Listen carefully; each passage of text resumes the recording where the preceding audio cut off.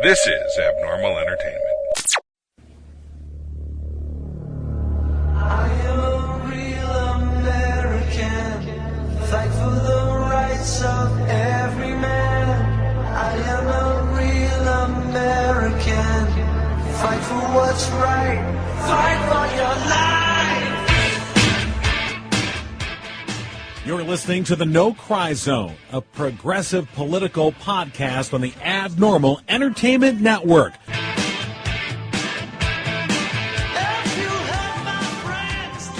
And welcome to the No Cry Zone. I am here with Rob and John, as almost always. Sometimes it's just Rob and John, not me. Yeah, welcome back. Thanks. Stranger. We liked your rant, though. It started us off. John and I have talked for hours on that. It was not as ranty, I think, as we had hoped. Well, someone doesn't rant loud like others. Yeah. Okay. You know, you don't need to yell on that family. Well, I think we should call it something else then. That's it. We should call it Well, that's my a rant. topic. Okay. All right. Well, that is how one can rant differently. All right. His God. philosophical musings. That was like a Socratic rant. Okay, we'll call that the Socrant. All The right. Socrant, I like that. Okay. Wow. Well, I got Rich Hall over here. Sorry. Hey! John just carbon dated himself. We're gonna cut his leg off, count the rings. Great. We'll be on after Fraggle Rock. After this. Well, that's the last laughing we'll do. Yeah. What do you got up, John? Well, obviously, big story this week is the shooting at the high school in Florida, and I thought we would start with this, I think, very impassioned speech from Florida high school shooting survivor Emma Gonzalez, who called on President Trump and lawmakers to tighten gun restrictions at an anti-gun rally that was held in Fort Lauderdale. We are going to be the last mass shooting.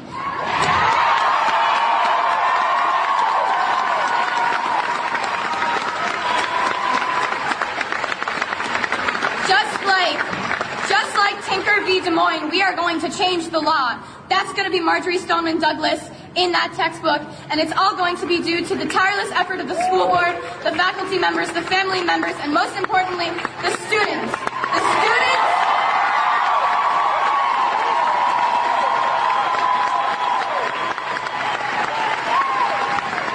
The students who are dead, the students still in the hospital, the students who are now suffering from PTSD, the students who had panic attacks during the vigil because the helicopters who wouldn't leave us alone, hovering over the school 24 hours a day.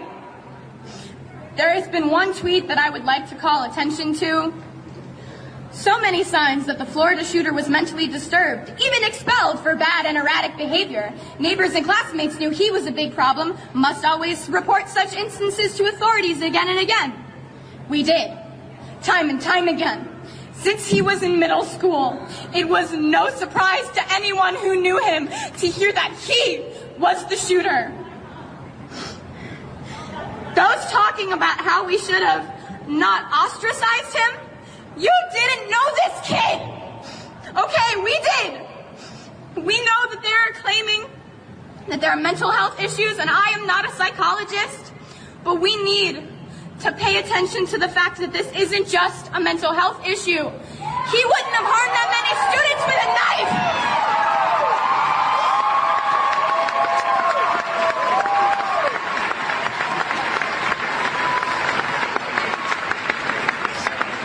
And how about we stop blaming the victims for something that was the shooter's fault?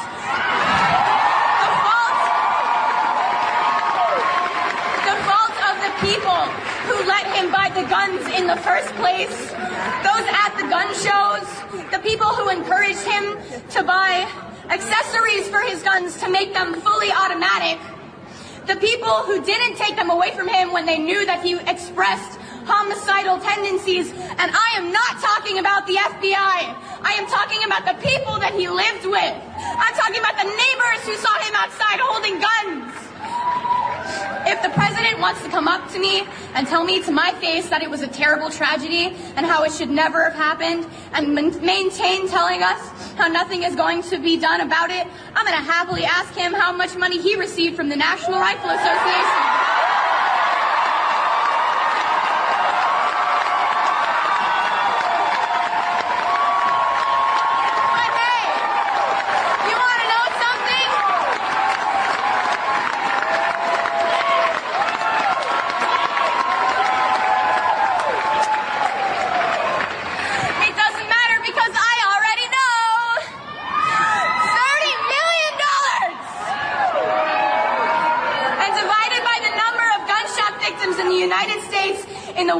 1.5 months in 2018 alone, that comes out to being $5,800. Is that how much these people are worth to you, Trump? If you don't do anything to prevent this from continuing to occur, that number of gunshot victims will go up, and the number that they are worth will go down. And we will be worthless to you. To every politician who is taking donations from the NRA, shame on you.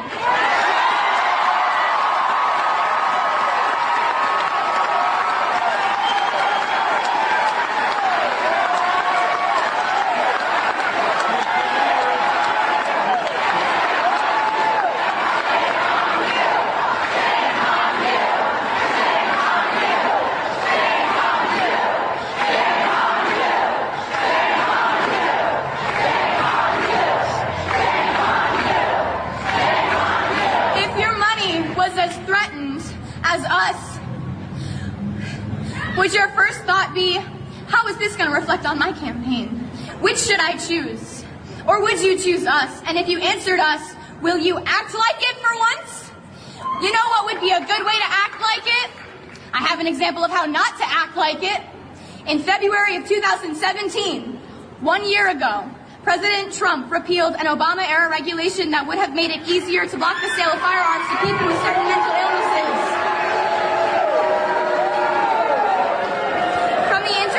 That I had with the shooter before the shooting and the information that I currently know about him, I don't really know if he was mentally ill, but I wrote this before I heard what Delaney said. Delaney said that he was diagnosed. I don't need a psychologist, and I don't need to be a psychologist to know that repealing that regulation was a really dumb idea.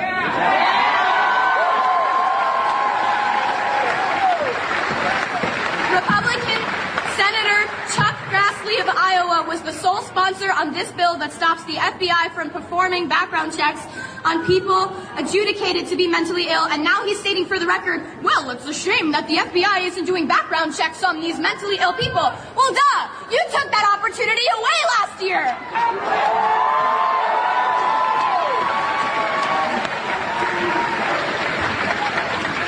The people in the government who were voted into power are lying to us. And us kids seem to be the only ones who notice and are prepared to call BS. Companies trying to make caricatures of the teenagers nowadays, saying that all we are is self-involved and trend-obsessed, and they hush us into submissions when our message doesn't reach the ears of the nation. We are prepared to call BS. Politicians who sit in their gilded House and Senate seats funded by the NRA telling us nothing could have ever been done to prevent this. We call BS. They say that tougher gun laws do not decrease gun violence. We call BS. They say a good guy with a gun stops a bad guy with a gun. We call BS. They say guns are just tools like knives and are as dangerous as cars.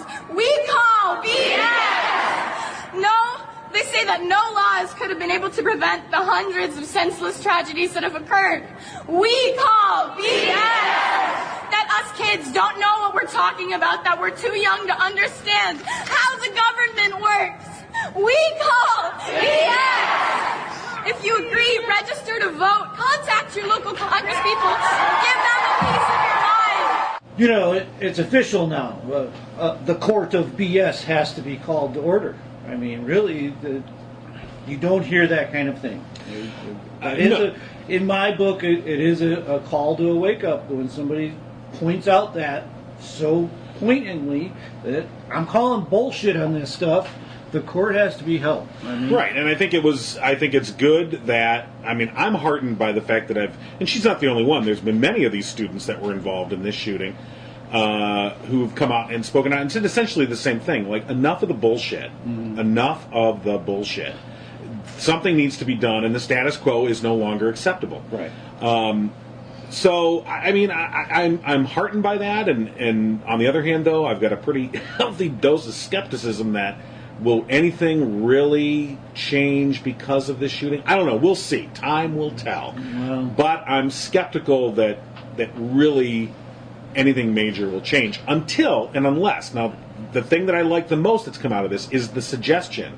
They're already organizing a student walkout, I think, for April 20th. is what I heard. I also heard another date, but April 20th is one date. I heard one this weekend March, from that school. Yeah, but there was going to be a national student walkout where students are supposed to wear orange and walk out of school on a particular day. And go to an official's office. Right. That is they're calling it almost like a field trip. It's not go out and party. It is go exactly. en masse to your local government. And that's a good point. Yeah, it is not a party day. This is a political action day. Kids being kids, there'll be a certain amount. Well, yes. Yeah, sure. But beyond that, I also thought that there's also a movement now amongst teachers to say after the next shooting, which this is the point we're at, where there'll be a next one. We all know that. They should all call in sick the next day. I could not thoroughly agree more with doing something like that because, I don't know, it's going to take actions like that to wake up the public to do something. Now, deciding what that something is, that's a conversation that we should have. But to say do nothing is no longer acceptable. That's Too a big issue. Yeah. Though that's something to be done. I agree with this girl 100%. What was her name? Emma Gonzalez. Emma Gonzalez. And I agree. Her sentiment is true, and it's valid, and I was way behind, the things are going to change earlier in the week, and then I get to John's Facebook feed. Oh, yeah. And I'm on John's Facebook feed. Yeah. And John has a collection of the biggest fucking assholes on the planet that frequent his Facebook feed. Your news feed, your flippin' friend list. What did you do? Let's make sure we are clear that these are Facebook quote unquote friends. Yeah, these are not social, actual friends. These are social media friends. Yeah. And I am both. I look at you with a sense of new pride in the fact that you can put up with this, and then also with just abject. I don't know. I'm speechless with why you would put up with this. Right. These people, holy fucking shit! That is the one sole reason why we won't get anything major done. Things need to be done. There needs to be this rifle regulation. It's not going to stop the guns from being in the hands of criminals. Nothing will. Oh god, dynamite's illegal. I can go buy dynamite right now. I think it's illegal. It might be illegal. I don't know. It's like Sudafed, but it's behind the counter. Or Tide Pods. Tide Pods. They're locking up the Tide Pods. You're locking up Tide Pods. I have a God-given right in the Constitution to wash my clothes with a pod if I feel like it, or eat it if I even want. But it's well, this is going to come down to, and it's totally. I know you're not going to like this. It's going to come down to a stupid compromise that's going to involve an armed guard in schools. That's what they want. Well, it's just fine. I mean, I don't. A lot of schools already. And by the way, Stoneman had 2 armed guards. Yeah, they did. Should be pointed out. They did, and with metal detectors, armed guards, all schools. Right. The idea to arm teachers, horrible idea. Right. This is so. As someone who's a teacher, you can't avoid conflict in these situations. Admin to faculty, faculty to students. There's going to be conflicts, period. The minute they allowed guns on campus in Arizona, I flunked no one. Right. No one got a bad grade, especially the ones that are a bit off. Mm-hmm. You can't speak, you can't read, you're a little off, A+. Well, as has been pointed out, and well said, it was like from a number of teacher friends I have, actual friends, who said, you don't even pay me enough to actually teach your children. Right. And now I'm supposed to take a bullet for them? I mean... we didn't have a quiz this week because I didn't have enough pages left on my HP ink thing. So I guess we're not going to have a quiz this week. Right. The level of ridiculousness that they are just, we'll just arm the teachers. And you're like, what are you smoking? I mean, and where do you think that money's... we need to harden schools. That's another one I've seen this week. We need to harden these schools. Like they're a military objective. And you go... and I was like, we're going to have basically a bunker outpost at the door with a machine gun nest, barbed wire around there, claymore mines... I immediately thought of the prison at 5 Mile and Back Road. I can't remember the name of it, but it's around here. But it was a low security prison. Right. So it looked like kind of like a school, but it was three fences of barbed wire, and I immediately thought that's what we're going to go to. Is that's what our schools are going to be to be able to keep our children safe from just the normal populace. Right. And where's the money for that going to come from? Right. We're going to raise taxes, right? So No. okay, so that's a slippery slope Right. too. The idea, because armed guards work well in urban areas, If and you- the metal detectors. I mean, if you want to go that route. I've been talking to 19 to 20 year olds because I have an opportunity to. Sure. And this is big news. It's been in all the classes. We've all been talking about it. And I talked to a student who's black, and he went to school in downtown Detroit. Then he transferred schools to a suburb in West Bloomfield. And his downtown school had metal detectors and armed guards, and he said he felt safer in that regard, because he knows nothing's getting in. Even the crazy guys, sometimes can't even get in with a knife, unless it's like a wood shank he made at home, prison style. And that he did in West Bloomfield. Also in West Bloomfield, he was like, a very small minority, and he didn't feel that comfortable there that to begin with. doesn't build the safety factor. No, but it was interesting. It was an interesting take on his part. He was having a conversation with me and another kid who was from northern Michigan, very small town, wherein at any given moment you'll find a bow or a gun in someone's car because, like a pickup game of basketball, let's go hunting. Okay, I'm ready. Got my pole. We go fishing too. That's just how it works there. So they're coming from these two different directions. They have agreement, though. They have agreement on mental health checks. They have agreement on waiting periods. They have an agreement on high-capacity magazines. And they have agreements on, sadly, metal detectors and armed guards. They want that as students. And right now, we have to remember this. This is an aspect that a lot of people forget. Our kids, these kids that are 19, 20 years old, have never lived in a world without school shootings. Yeah. This is normal to them. This happens all the time. We are shocked and aghast again, over and over and over again. They were born post-Columbine, and this happens all the time. This is their new normal. Right. Terrorism is their new normal. The internet is their normal, and it's new to us still. So if we keep that in mind, I say we follow their lead. What makes you feel comfortable? What do you think will work? Right. You're there. You're on the ground. You're in the trenches. Right. I don't necessarily disagree with that. Where I think it comes apart is who's going to pay for it, and do we? Well, here's the thing. Do we really want our schools to become? And I understand from the kids that are inside, they're like, I don't give a shit. I just want to be safe, and I totally agree with that. Is it a want or need? I need to be safe. Okay, No, but it's what both. we want. It's both. We want people to walk in and have a lovely school atmosphere where everything is joyful and happy and nice, but it's not. But it's not. That It's not world. just school. It's society. Right. It's not that. I mean, world. I don't want to live in Somalia. No, okay? neither do I. But it's not that. Where world. everyone carries a gun. I mean, where you go into it. No, that's another slippery slope. Who wants that? I know, but that's what they, because only a good guy can stop a bad guy with a gun. We got armed teachers. You're slippery slope. You're taking their argument to refute what these kids want. Okay. I'm specifically talking about what these kids requested. Right. And they don't want to carry a gun. Right. No, they don't want teachers carrying guns. Right, okay. They don't want to walk down the street with a gun on their shoulder. They want trained professionals in their schools. Right. And metal detectors. That is the big thing.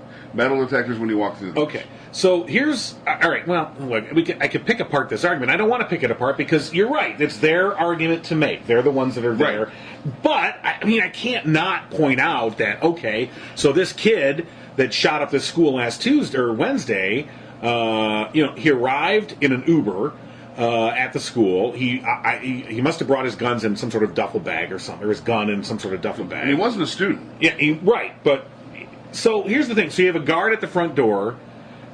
You got Eddie the guard.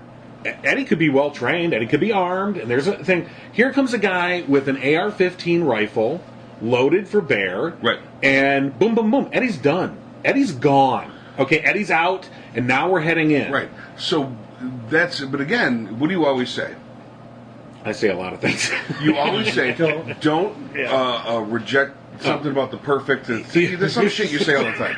And then you Do it again.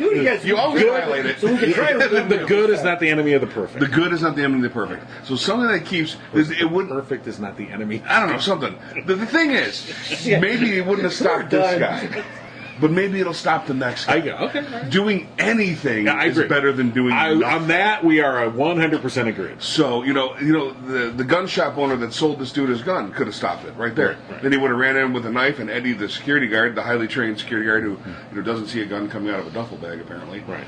Not that highly trained. In John's world, our training consists of going on Mortal Kombat, learning all your kung fu moves, and then going to school. Well, look, where there's a will, there's a way. I mean, that's part of the pro-gun argument is, well, you'll never stop. There'll always be a way to kill people. I'm like, yes, we know there that. always will be. See, that's that slippery slope that I'm talking about, and I don't want to go down that road. I agree. But, and look, if we can figure out a way to do that and these kids can be safe and feel safe, yes. I'm not going to stand in the way of that. Here's the thing. There's always going to be money for someone to arm somebody else in this country. Right. You say, where's the money come from? But Chuck Grassley will donate it. Right. But this is where I will depart from this, though. It can't be we do that and we do nothing about the guns. No. That's just the start. Okay. Right. That's if we can. That's a big compromise. That's a psycho gun nut and lefty. But that's not even a compromise because even the pro-gun folks will say, "Well, sure, you should have armed guards." It's a meeting in the middle. Okay, so they'll be on board with that, right? And as long as they're like, "Okay, now we're done now," right? But that's different. We're never ever done, right? And that's going to be kind of the point. So she's accurate. Emma Gonzalez. I keep wanting to say Erica Gomez, and that is the most horrible fucking thing on the planet. Emma Gonzalez is absolutely right. This needs to become law. It has to be a legislative thing. Until then, we can make these kids feel good, about attending school, and their parents. I hope they can do more than just feel safe. I hope they can be safe. I mean, we want both. We've also got an issue with homeless vets, right, or a veteran employment problem, right? Solved. Potentially, sure. I mean, I could see this. We can do lots of different things with this. But we have it can't stop there. But that's the Band-Aid. Okay, to me, that's the Band-Aid, and it's our tourniquet. And you're right. It's our tourniquet to the triage. We'll send them into surgery. All right, now, but the surgery is where it's all where the battle, so to speak, is gonna be, because the diagnosis. First of all, I mean, you have to. I mean, if we're going to use this analogy of the tourniquet, you got to stop the bleeding. All right. So to me, stopping the bleeding is you have to stop making these weapons available. Well, that's to a the public. tourniquet. Okay. The tourniquet stops the bleeding. All right. Well, now we decide what to do with the limb. All right. Well, we need to stop the manufacture or sale of these to the civilian population. They don't belong in private hands. They just don't. Right. And I know that step alone is huge. It's a huge step. Yeah, that's going to be crazy. But here's what everyone kind of forgets. We banned these guns. For 10 years, we banned these guns. Yep. They were banned from 94 to 2004, if I'm not mistaken. And then in 2004, the ban was allowed to lapse. And in that 10-year span, you saw 66%, I believe, and I'll look that up. There's 15 million of them in produced. There was a 66% drop in crime involving those weapons. I mean, because they just weren't available. They were not easily available. What I worry about now is A, we're beyond the tipping point. There's so many of these guns out there. How do you do that? So to me, it's like it's not just that you stop their manufacture. I mean, you stop their sale to the public. They just cannot be sold to the public. I'm sorry, it's ridiculous. Even if you stop making them right now, there are still 15 million of these. But you have to also go the next step, which is you need to say, all right, no more gun shows. There's not going to be any more gun shows. You cannot sell, and no more private sales. We're going to have to accept this stuff. I understand that, but if without all of these in place, it doesn't mean anything. Yeah, but Chicago's dangerous. I know. Yeah, but Chicago's dangerous. It's gun free zone, John. I know. Chicago's dangerous. It's a bad place. The argument with that tool, who I know as well, who's a complete and utter jackhole, that you're forgetting is per capita. Right, well, there's that. Or, as I pointed out, Chicago does not exist in a vacuum. Charleston, North Carolina, on their news, when I was down there, South Carolina, jeez, Pete, I don't know where I was. They're on their news, they said that more dangerous than Chicago, to get people to tune in later. Sure, right. There's more murders per capita in Charleston, South Carolina than there is in all of Chicago. Yes, I wanted to go to that point. That's where I was enraged by all of the arguments was that it is a democratic issue that we did not, as democratic liberal parents, be that authoritarian in the children's lives, and this is why they're having problems, and they're watching too many video games, and society as a whole just needs to be more. Basically, the gist of it was be more authoritarian, Right. in order to curb this problem. And I want to just put out there that is what caused the problem, was an authoritarian measure, as this kid got expelled because they were done with him at one point or another, and he had this rage because Who of says that. that? I saw it. I actually saw it on John with the video games. With the video games, I was talking with. Shut your Facebook down. No, I was talking. Yeah. To what? Hey, bring them in. We know where they are. We know where they are anyway. They're going to be that new hatchet throwing restaurant. Well, my big disheartening thing was I talked to my parents just today. That's actually where I was before I came, and it's infested my own family. These type of notions. Some friends of mine just having these. These are not thoughts that we were brought up with. That's what I keep going through my head, is like, how can these people that I have the same upbringing, and I know of their parents, we had sleepovers together, and now we are so much different. I got the answer. The only thing I can come up with is Fox News. No, I got the answer. Well, Fox is part of it. They're terrified. They're absolutely terrified. Yes, but the only thing there's a big difference between terrified and terrified while under the influence of propaganda, though. Is they, honest to God, all of those people that I just mentioned, discount the rest of the world. I mean, not just the American states or United States media, but any media from around the world who has the same, against guns issues. They completely discount this is, a plot to take over their lives. I mean, these people are almost the definition of mentally disabled at this point. Are they hunters and stuff and things like that? Yes, I mean, they're hunters and stuff. And my whole point on all of that is fine. Go be a hunter. Go teach other children to hunt. Don't just give them an AR-15 to hang around the neighborhood with. Have that be part of it. Oh, I am a hunter. Here's my hunting license to buy a gun. I am a target practice. Here is my target practice license to be. And you have to have reasons. You have to have a license to drive a car, be a doctor, be a pharmacist, be anything. It's not a liberal thing that has caused all this. These are that's the villain. The propaganda has made the liberals the villain. Yeah, it's the easy villain. Because everyone needs a villain. You can't be a hero unless there's a flipping villain. The NRA can't be heroes unless there's villains. That's why they did all that propaganda of liberals are taking your guns. Right. You don't need them to survive the coming apocalypse. And the gun sales rose. All right, so they were soft. Most ever. All right, so the statistics. I just want to go back to. I mentioned that the assault weapon ban from 2004, or I said from 94 to 2004. All right, so there was a study that was done that said the use of assault weapons in crime declined by more than 2/3. That's your 67%. In the nine years that the ban was in effect, more or less, and a 6.7% decrease in total gun murders. But it also goes on, and I'm looking at factcheck.org. It also goes on to say the study was cherry picked, and it said, look, because there were so many grandfather provisions in that assault weapons ban that other guns were still allowed, and they could basically perform the same role with a little bit of you could put in the high capacity magazines, and it was just as good. So they said the mixed, but even that study said.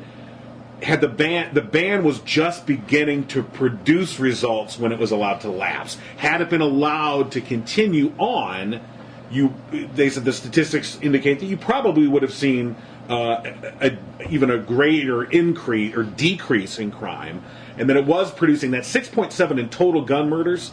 That's significant. I mean, a 7% drop in total gun murders, and there's other factors. It's not just that, but it's occurring at the same time, and it's part of it. So there's that. Now, the car thing. Licensing. So that was another thing. The big argument on your page always is about the car thing.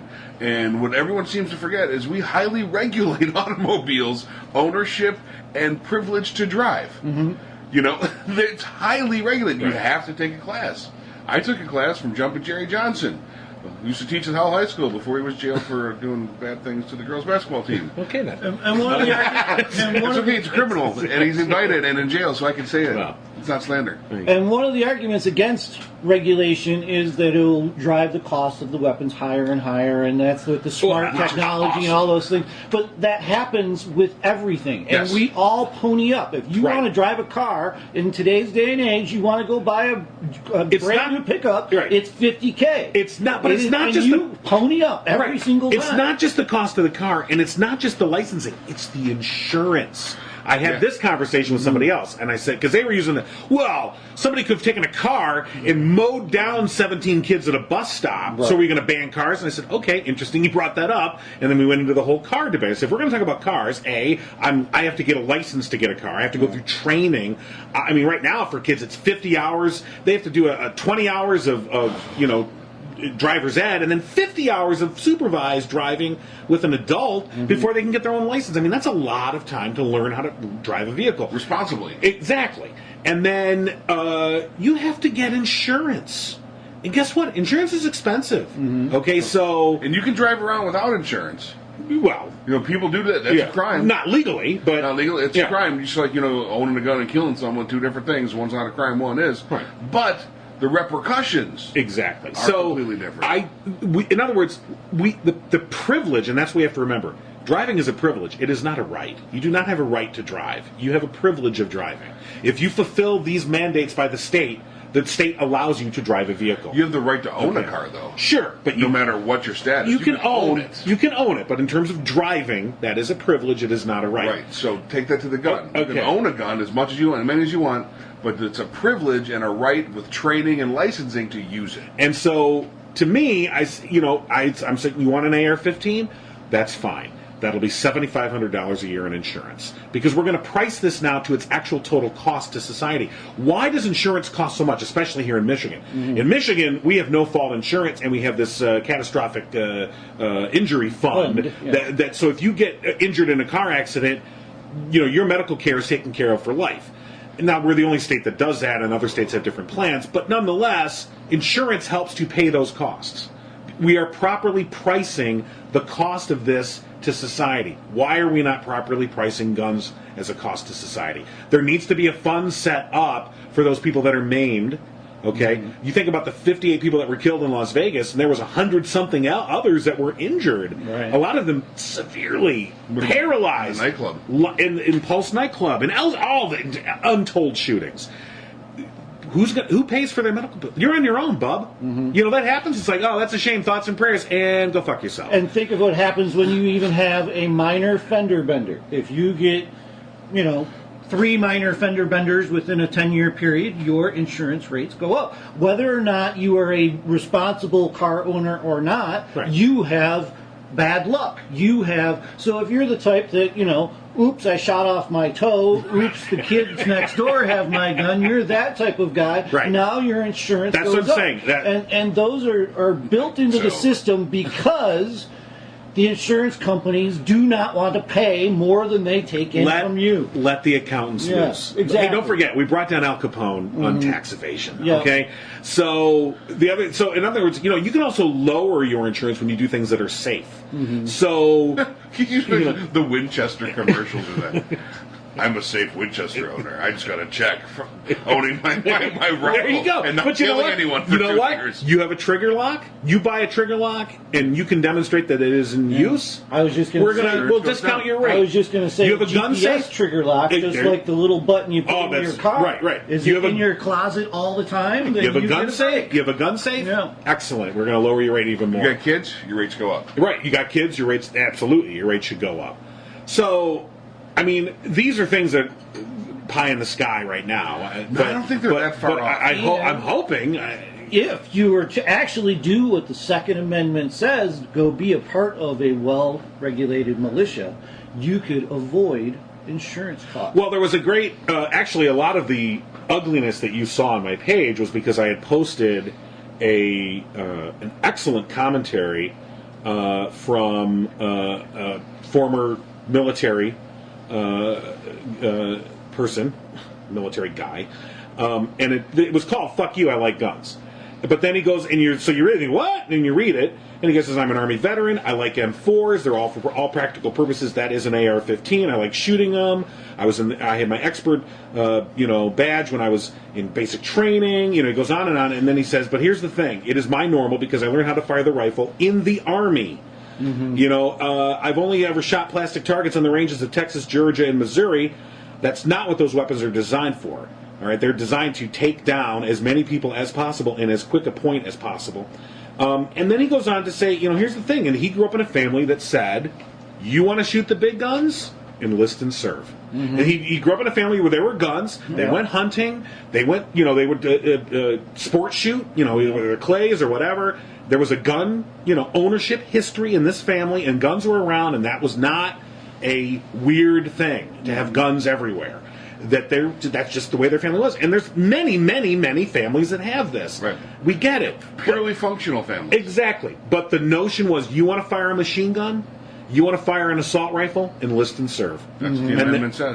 That's what it is. So that's the attitude that we need to be reinforcing, which is, if that's really your thing, then you need to be in the military, because it's a military weapon.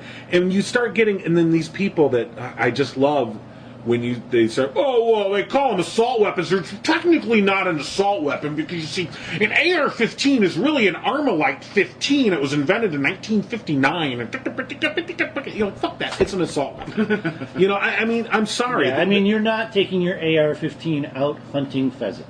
No, that's obliterated pheasant. So exactly. There's a meme right now that's going around, and they are comparing a .22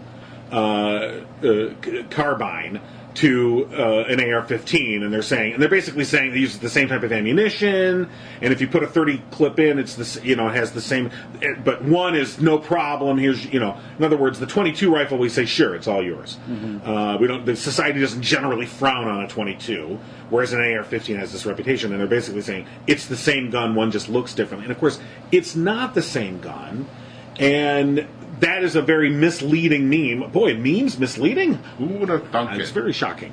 And the point of it that they even make is, what makes these two things different is the carbine that shoots a .223 bullet just like the AR-15. It's not meant to fire high capacity, weapons with a large capacity clip. You have to buy special clips for these guns to make them that way. Yeah, you can do that, but you're not. It's not what it was designed to do. The AR-15 was designed to have those kind of clips. It was designed to have high capacity, and it's designed to look like a fetishized, weapon of war. Right. Because you want to look bad. You want to look badass. Right. Well, and the other thing, and this is the other thing it did not cover, and this I read this somewhere else. It was talking about the difference between these two. The AR-15 has very little recoil. It is designed to have with the other .22, and I fired a .22. I used to hunt for a while, and a .22 has a pretty good recoil on it. You've got to be pretty good to keep that thing steady. Yeah, for and the second to keep shot, it on target. Yeah. And if you don't have a scope, especially, but it takes a lot. It takes concentration. It takes training to be able to keep that on target. An AR-15, not a lot of training. It is pretty much a point and fire weapon. You can hip shoot 30 people. Right. And right from just like on Tombstone. Right. Right. And so there's these concrete differences between the weapons, and it's not about a hatred of weapons. It's not about banning guns, and you go through this till ad nauseum, and it's about making common sense decisions, like allowing computers to house the database for the gun registrations of the planet or of our country, and they don't. It's not allowed. Yeah, it's not allowed. That is an NRA thing on purpose to allow the CDC to study this phenomena that we're having over the last 30 years. To not repeal the mental health background checks last February. That one alone, and that would have prevented this. That alone would have prevented this. It may, particular one. It may or maybe this may or may not have. I've heard debates on both sides, whatever. But it would have prevented. Even if it prevented another one somewhere else, and we don't. Right. The thing is, you can't prove a negative. You don't know what you've prevented. You don't know how many you've prevented. That's the good guy with a gun argument right there too. Right. Well, it's not reported. You don't know how many that's prevented. It could have been a mass shooting and it just turned into one. Right. Right. Like, oh, good God. Well, and then there's this. I love the side debates, which is it's really much. It's the squirrel argument that you get over and over. They want to debate. They want to get down into the technical minutia of the difference between an AR-15 and a .22, or they want to get into the difference of were there 18 school shootings since the beginning of the year, or there just 6. And Or the thing just is, all right. 6. So the 18. I looked at the list of 18, and you go, all right, this is. I don't know that I would qualify these as school shootings. They occurred in and around schools or on school property, but they don't qualify what, in my mind, and I think the general public regards as school shootings. In other words, coming into a school during school hours with the intent to shoot people in the school. That's a school shooting. Some of these that were in that 18 where somebody committed suicide in the parking lot in the middle of the night at a school, that's not a school Also shooting. horrible. It was horrible, but that's not a school shooting. I mean, that's. But the thing is there were still 6. Yeah, just I know, and you go, well, 6? Well, just 6. Well, then what are we arguing about? February. Yeah, we're shy. Blaze away. It does seem to do that all the time, as they want to go into a smaller and smaller barrel to fight you in, when really it should go up. It's like, well, let's read the damn amendment first. Yeah. And that's the only argument that's hey, wait a minute, what's focused this? they do, too. What's this maintained militia thing? What's that all that's about? Like at the behest of the president. So it was great when Obama was the president. Right. Well, you want a gun, you got to do what the president says. Yeah. It says it right here. That's part of your privilege. You're right. Yep. That's right. And then I am in total agreement is we really don't need laws. We just need insurance. We just need one law to state that you have to have insurance, and then let the bean counters after it. Because that'd be so great. if that were the case in Las Vegas and they had to pay out $1 billion, let's say, over the lifetime of that, guess what weapon is getting a call next week? Yeah. Saying your price is going up, our insurance is going up, and we're not doing this again because we just lost our ass on this deal because you guys are letting these things out here to the wrong people. I think the liability... And let those guys do it. The liability lawsuits are going to be a more immediate, effective means to do something about it than, say, the insurance thing I was talking about. That's immediate. That's a law. But more immediate will be is if you can open up the means of liability in terms of suing. So right now, the people in Vegas are suing the hotel. Well, I need a lawyer listener. Do we have lawyer listeners? Gretchen's a lawyer, isn't she? Yes. Gretchen, I need you to tell us whether or not... This is not like an Alexa. Okay? She's not going to answer right back. Gretchen. Yes, David. Gretchen, can you tell me... Would you like me to call her? Well, I don't want to look stupid if I'm wrong. Okay. All right. Well, let's... I don't want real-time idiocy going on right here. All right. Well, it's like, well, David, you're a complete tard. I'll tell you what. Tell us what you think, and then... Okay, so one can sue the government.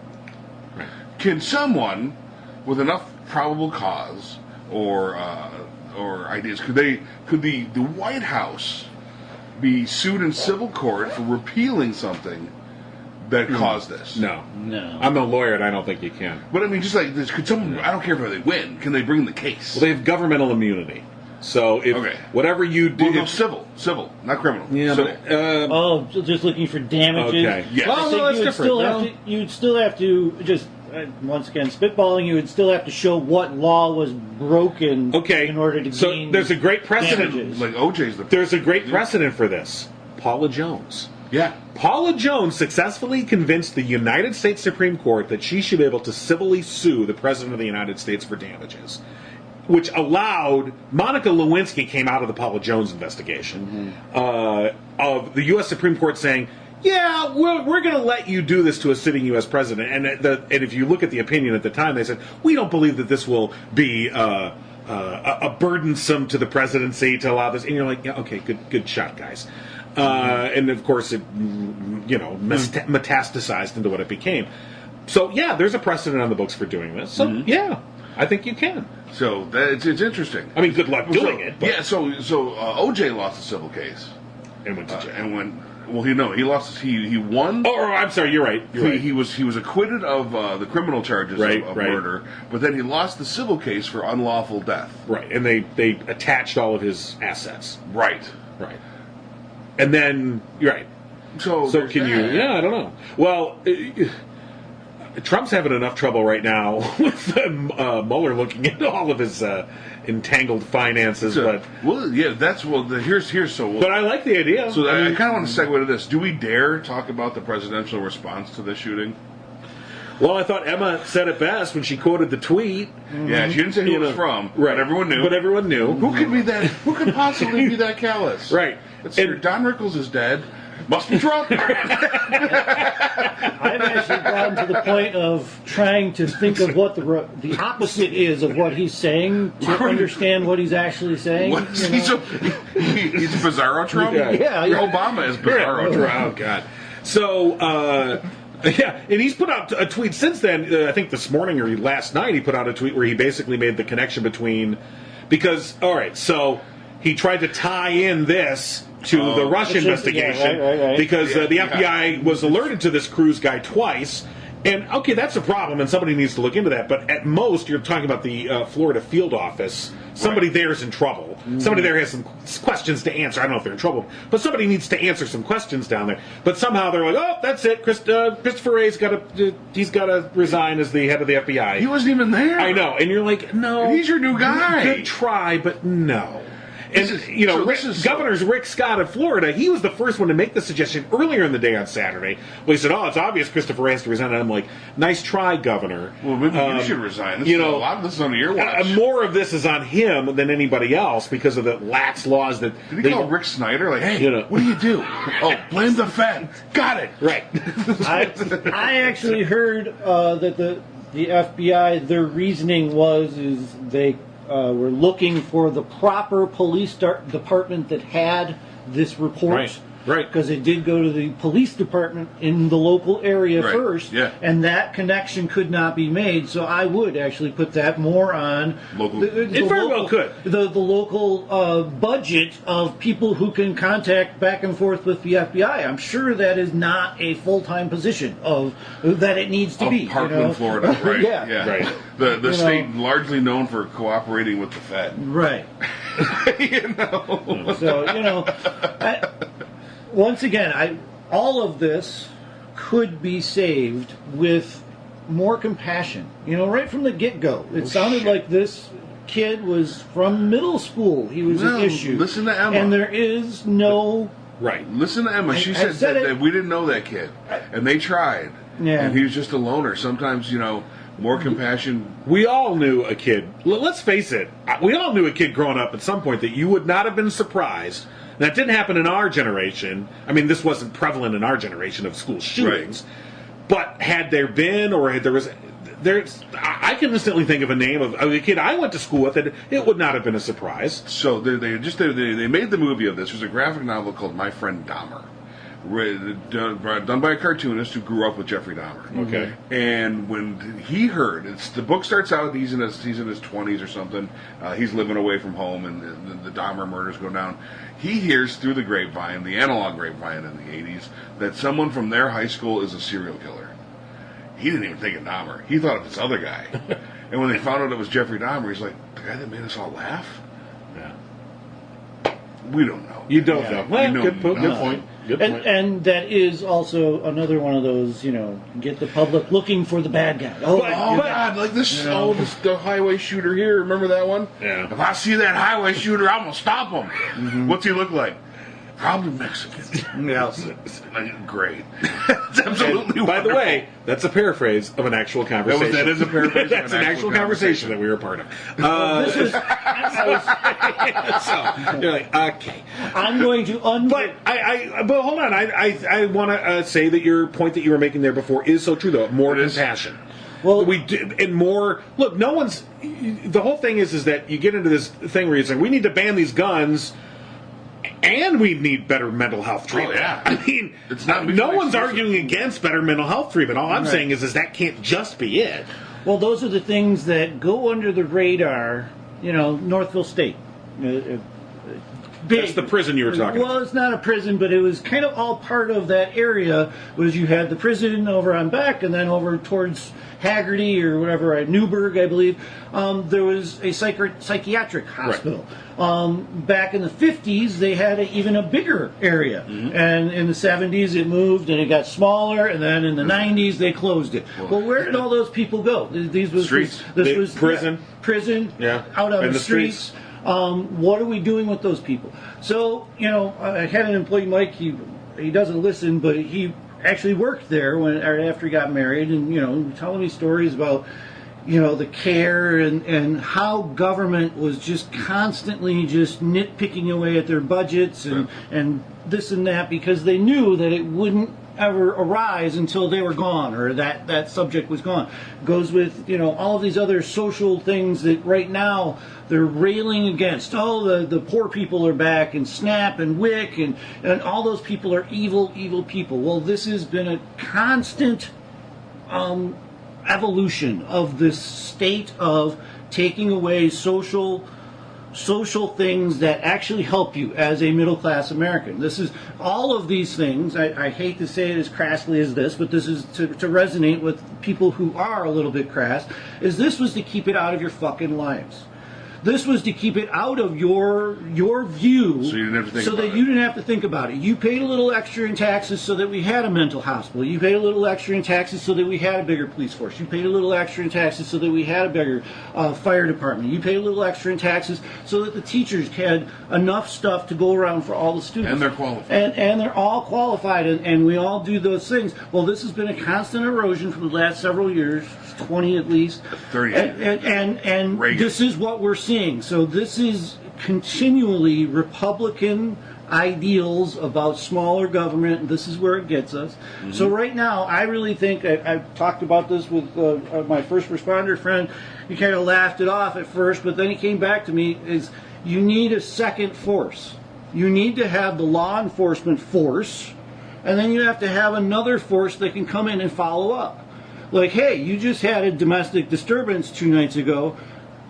3 nights later, here comes another guy who's happy, who's not there to fuck with you. That's the social services that have been Yeah, taken but away. it has to be that. It has to be able to have the same force as a policeman to say. And I call it the love police. It sounds a little corny, but that's what it really needs to be. And you can spread that across Well, just about everything. You get fired from a job. And it's a person who comes and visits you, not that you have to go in search of. We had that. Yeah. It was a large social services network. and all then that is that's gone. It's gone. It's gone. So now we barely have enough people to inspect, abused kid homes. Yeah. Right. The one that got me is the box of food is instead of and they're bringing up all these fake receipts. Oh, they bought lobster on their SNAP card or on their WIC card, and I'm like, well, they only have a certain amount. You're paying that amount no matter what. I don't care what they eat. I just hope that whatever reason it was, Make some good choices. Yeah, well, that If they you needed to. Maybe you don't know. Maybe they had to impress their boss to get a job. Maybe they had to do. Get their kids a happy birthday meal to make their family life a little bit more pleasant. I don't care what they eat. You can go ahead and take things out of the grocery store or whatever, but I do know what government food is. Yep. I do know what they put into that. I do know that they will do the cheapest thing possible, and it will not have the nutritional values of the things that are in the store. Remember, there will government not be cheese. any fresh produce, and we will have to ship all that. And if we don't ship all that, guess what we look like? Oh, I'm going to go stand in line for my government box. Where does that strike a bell at? Oh, you better send Grandma. Maybe we should send Grandma to go stand in line today. Right. What country is that from? It's Slovenia? Russia. Yeah, Czech Republic? that's what the communist version of government assistance is. Of is course. A box of food. Could you imagine if Obama had made a suggestion like this? Centralized government planning of what your meals are going to be for a week or a month or whatever it is? Can you imagine? And not only that, the thing about the bridge card, that's what they call it here in Michigan, but wherever, where you get money put on a card, you can go use it at this grocery store. And of course, there's going to be fraud. Of course, there's going to be any government program, look at any military program. That's white collar crime. Oh, that's okay. That's all right when the white collar guys cheat and get their extra money. That's okay. oh, I'm sorry, you've got a little melanin in your skin, get in jail. So anyway, the thing, that was a the notion of doing that, that's a very libertarian, or I should say a Republican type program to say, why don't we have them spend the money in our economy? Right. Why shouldn't they spend it at the local corner store and prop up that store a little bit? Why that money that is, people don't want to talk about this, but that money is a direct investment in your local economy. Yep. Where do you think it goes? I mean, and to think it's all going to Red Lobster. First of all, haven't these people suffered enough? And secondly, no doubt. I mean, the cheddar biscuit, sure, but everything else, no. You know, I think if we could supply, back in the day when there was government cheese, that was good. Oh, I love that stuff.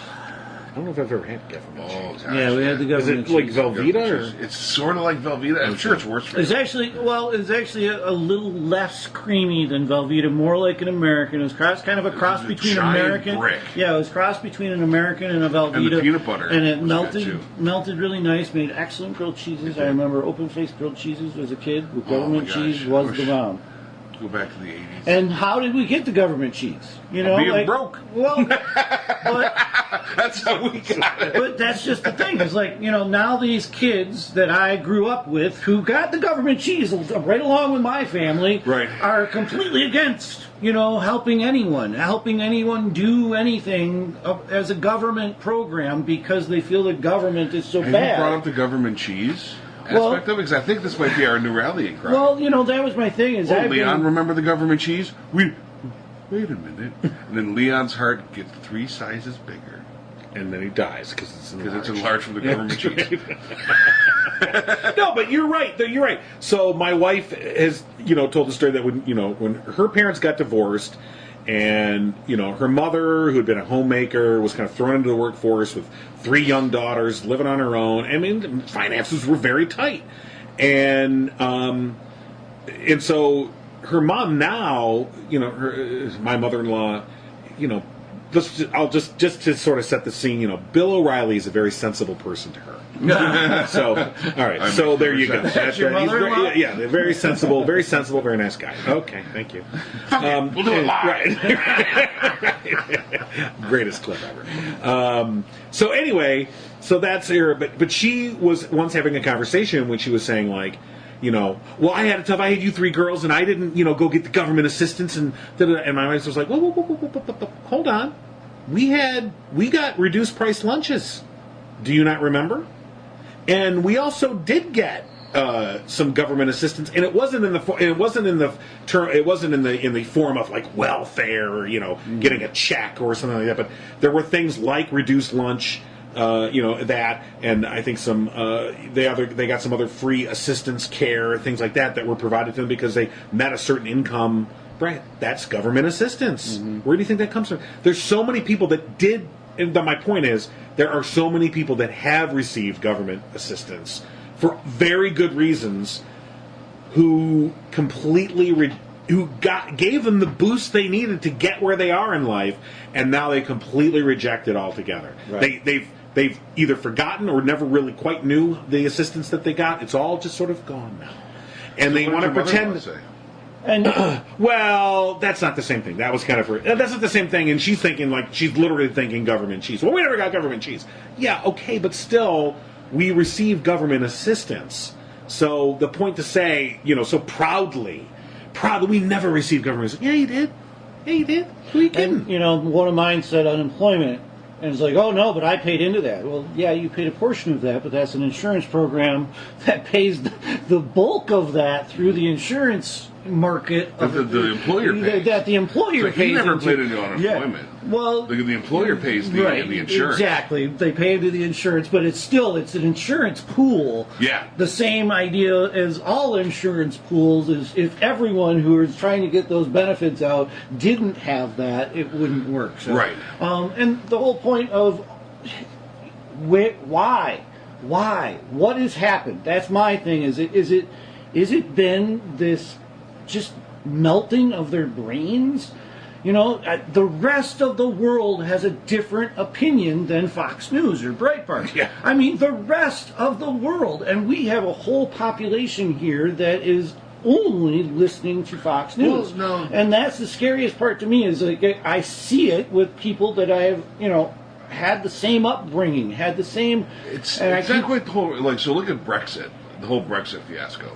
That was a media and policy, political-driven way of xenophobia to exit the European Union. Sure. For Great Britain.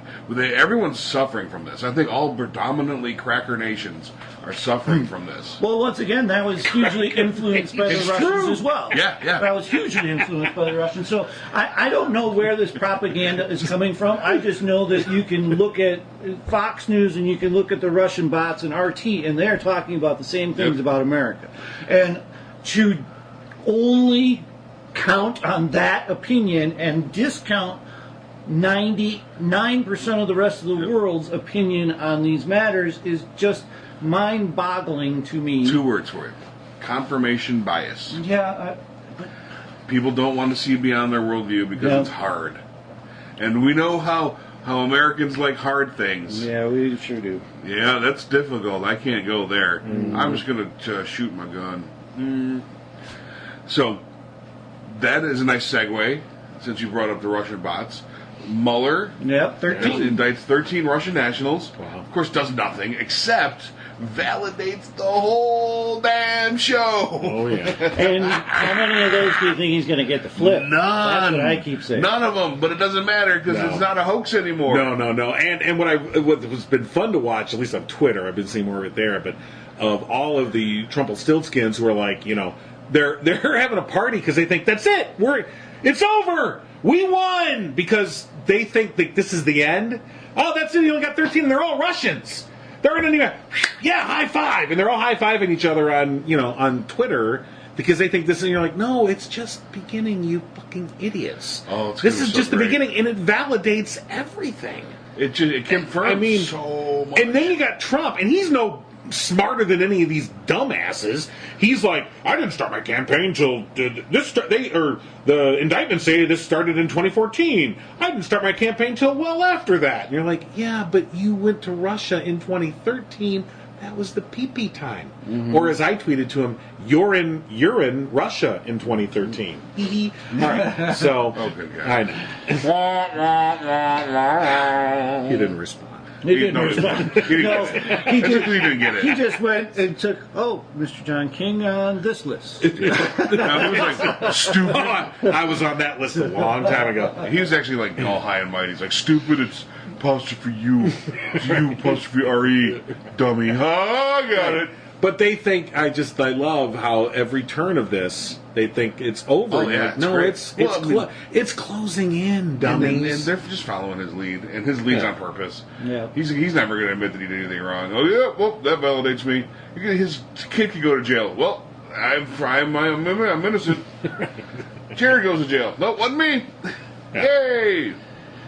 And importantly, there was a security conference in Europe over the weekend. H.R. McMaster, the National Security Oh, that was Advisor, big. was there and was saying that it is incontrovertible.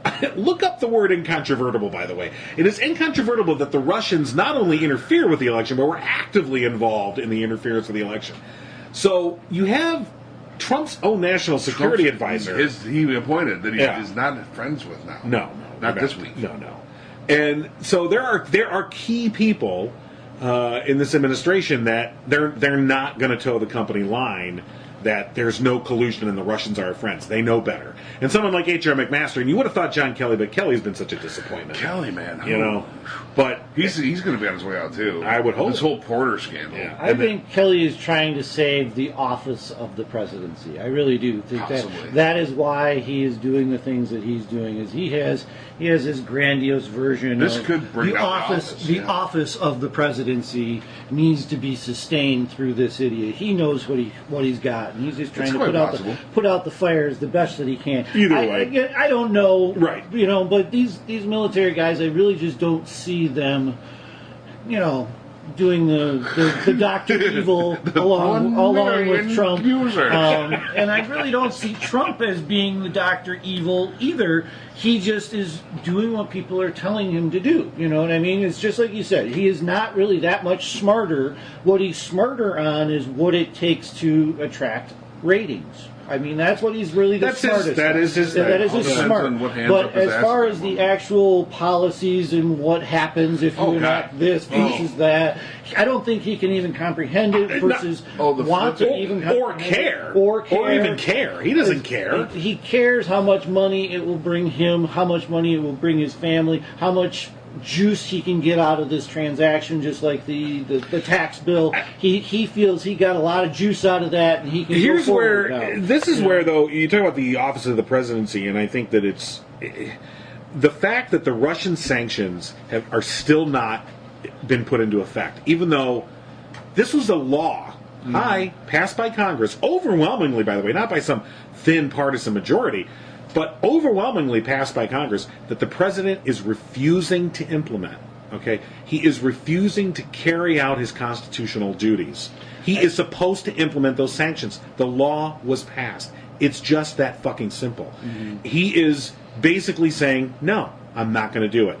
That is not what a president does. That's what a tyrant does. That's what a king does. Mm-hmm. And that's where he's headed. That's the diminishment of the office, in that somebody else sees that as a precedent. Well, I just won't do it, you know. And if the Congress isn't going to enforce it, this is where I just lose all patience with.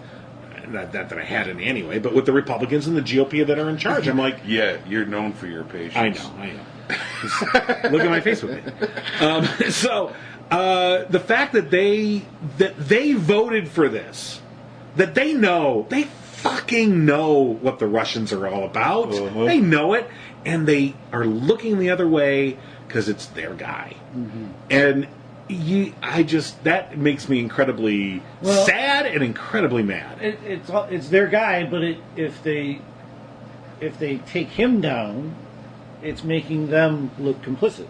You know what I mean? They can't take him down.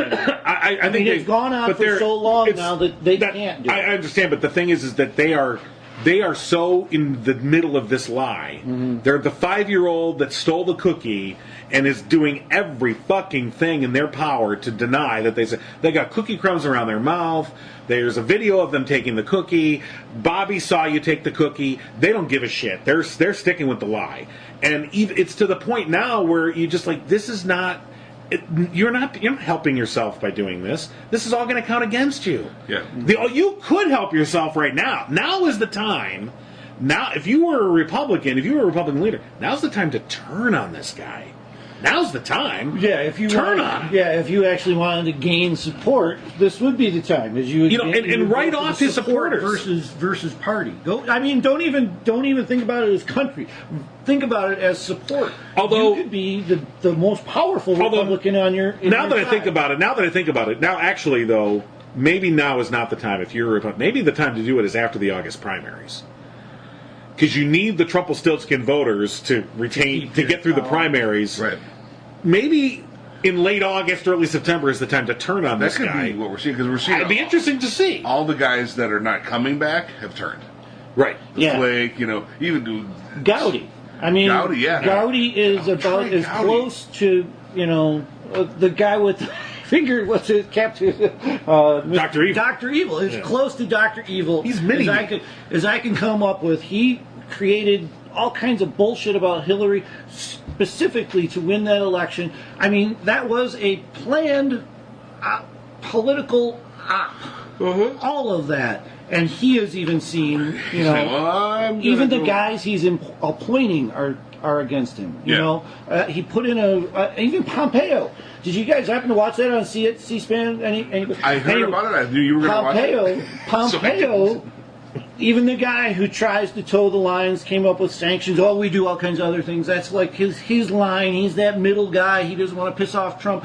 All of the other ones were completely against him. And, all of them have been appointed by Trump now. Yeah. So how bad does it have to be if all your intelligence guys are against you? I think the Mueller thing is the 13 Russian indictment, validating all of it, that was a big shakeup. That hurt a lot of people. And for the Trumpelstiltskins who don't understand the implications of it, the rank and file, the people out there in the world on Twitter, it's going to make no difference. Yeah. But for the Beltway got shook up. Beltway got gut punched because now the whole thing is real. Before we could fake news and hoax it out, nope. Well, it's technically not real until we get a Russian in our hand with, and that case goes through. I mean, that's what it will actually take. No, it's a real deal. The concept is real. The concept is real. And there's enough evidence to convict. To indict. Yeah. Anyway. Well, they wouldn't even bring it out if there wasn't enough evidence to actually convict someone. You're right. And they'll never get him. They'll never get a Russian to actually. They'll never extradite a Russian to do it. Well, there might be now that there's. That was last week's was all the dead people. That's what it's going to take. If they get called out in Russia and they see that their forces coming. Here's the thing, though. By indicting them, you've isolated them into Russia now. They can't leave Russia. Right. They could face. They can't go to Europe. We have treaty, extradition treaties with countries, all the European Union countries. So they're now you've isolated them, and they're not going anywhere. And their money is also isolated in Russia. Okay, they cannot put their money. This is the big thing that pisses Putin off is a lot of his money is unavailable to him because of the sanctions that are already in place, much less these new ones that aren't being implemented, but the ones that he wanted to get rid of, that he was obviously hoping Trump would be able to do, and Trump has not been able to do because Trump's a blithering fucking idiot, and it has made the whole Russia thing so patently obvious that he can't.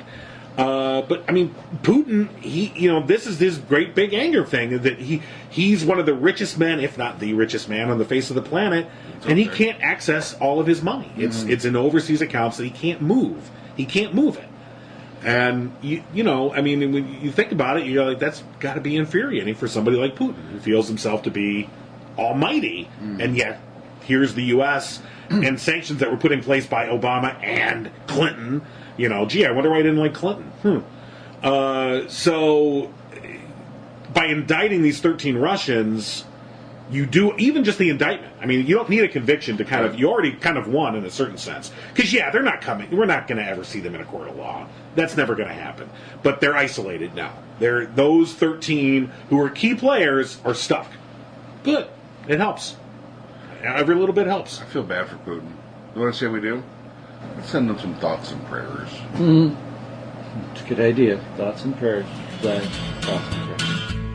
Another day, another crazy loner with a gun. Another mad jihadi's done what cannot be undone. The congressperson semi-automatically declares, to the victims of this tragedy we send our thoughts and prayers. If guns are regulated, well, we're on a slippery slope to common sense and public safety, reason, peace, and hope. But rest assured, we've got the issue square in our crosshairs. And to the victims of this tragedy, we send our thoughts and prayers. Subscribe to the No Cry Zone on iTunes and Stitcher, and at abnormalentertainment.com/No Cry Zone. Find the No Cry Zone on Facebook and tweet at No Cry Zone. Email nocryzonepodcast@gmail.com. And for more podcasts, comics, books, movies, and more, head to abnormalentertainment.com. You've been listening to the Abnormal Entertainment Network.